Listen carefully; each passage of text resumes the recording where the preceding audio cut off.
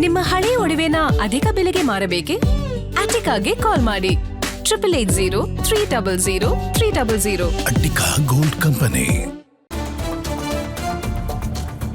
ಗಾನ ಸರಸ್ವತಿ ನಿಧನಕ್ಕೆ CM DK Shivakumar ಸಂತಾಪವನ್ನ ಸೂಚಿಸಿದ್ದಾರೆ. ಭಾರತದ ಅಪ್ರತಿಮ ನಾಯಕಿ ಜಾನಕಿ ನಮ್ಮ ಜೊತೆ ಇಲ್ಲ.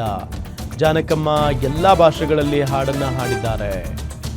40,000ಕ್ಕೂ ಹೆಚ್ಚು ಹಾಡುಗಳಿಗೆ ಹಿನ್ನೆಲೆ ಗಾಯಕಿಯಾಗಿದ್ದಾರೆ. ನಾನು ನಿನ್ನೆ ಅವರ ಮನೆಯವರ ಜೊತೆ ಮಾತನಾಡಿದೆ. ಆದರೆ ಎಸ್ ಜಾನಕಿ ಮೈಸೂರಿನಲ್ಲಿಯೇ ಇರೋಕೆ ಬಯಸಿದ್ರು.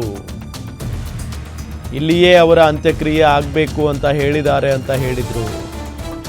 ಹೀಗಾಗಿ ಮಧ್ಯಾಹ್ನದವರೆಗೂ ಮೈಸೂರಿನಲ್ಲಿ ಅಂತಿಮ ದರ್ಶನ ಆಗುತ್ತೆ. ಯತೀಂದ್ರ ಸಿದ್ದರಾಮಯ್ಯ ಸರ್ಕಾರದ ಪರವಾಗಿ ಗೌರವವನ್ನ ಸಲ್ಲಿಸುತ್ತಾರೆ ಅಂತ ಹೇಳಿ ಸಿಎಂ ಮಾತನಾಡಿದ್ದಾರೆ. ಒಬ್ಬ ಅಪ್ರತಿಮೆ ನಾಯಕಿ, ಗಾನಕ್ಕೆ ಹೋಗಿಲ್ಲ ಅಂತೇಳಿ ಹೆಸರು ಪಡೆದಂತ ಜಾನಕಿ ನಮ್ಮ ಜೊತೆ ಇಲ್ಲ.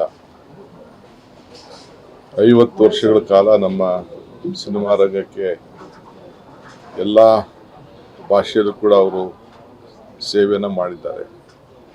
ಒಂದು ನನಗೆ ಆಶ್ಚರ್ಯ ಏನಂದರೆ, ನಿನ್ನೆ ಅವರ ಕುಟುಂಬದವ್ರ ಹತ್ರ ನಾನು ಮಾತಾಡಿದೆ. ಫೈನಲ್ಲು ಹೈದರಾಬಾದಿಂದ ಕಳೆದ 2 ವರ್ಷದಿಂದ ಬಂದು ಬೆಂಗಳೂರಿನಲ್ಲಿ ಮೈಸೂರಿನಲ್ಲಿ ಅವರು ವಾಸವಾಗಿದ್ದರು.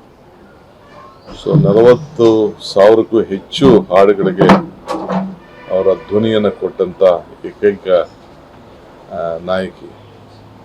ಆ ಕುಟುಂಬದ ಕೇಳಿದೆ, ನಿಮಗೆ ನಾನು ಚೆನ್ನೈಗೆ ಹೋಗಬೇಕು ಅಂದರೆ ಅಲ್ಲಿ ಕಳಿಸ್ಕೊಡ್ತೇನೆ, ಇಲ್ಲಾಂದ್ರೆ ಹೈದ್ರಾಬಾದ್ಗೆ ಹೋದರೆ ಅಲ್ಲಿ ಕಳಿಸ್ಕೊಟ್ಟು ಏರ್ ಲಿಫ್ಟ್ ಮಾಡ್ಕೊಡ್ತೀನಿ ಅಂತೇಳಿ. ಅವರಿಲ್ಲ, ನಮ್ಮ ಅಜ್ಜಿದು ಕೊನೆ ಆಸೆ ಮೈಸೂರಿನಲ್ಲೇ ಇರಬೇಕು ಅಂತೇಳಿ ಇಲ್ಲಿಗೆ ಬಂದರು ಅವರು ಅಂತೇಳಿ. ಸೊ ನಾನು ಸರ್ಕಾರದ ಗೌರವ ಜೊತೆಲಿ ಇವತ್ತು ಸುಮಾರು ಮಧ್ಯಾಹ್ನದವರೆಗೂ ಕೂಡ ನಮ್ಮ ಅಂತಿಮ ದರ್ಶನಕ್ಕೆ ಅಲ್ಲಿ ಮೈಸೂರಿನಲ್ಲಿ ಅವಕಾಶವನ್ನು ಮಾಡಿಕೊಡ್ತಾ ಇದ್ದೀವಿ.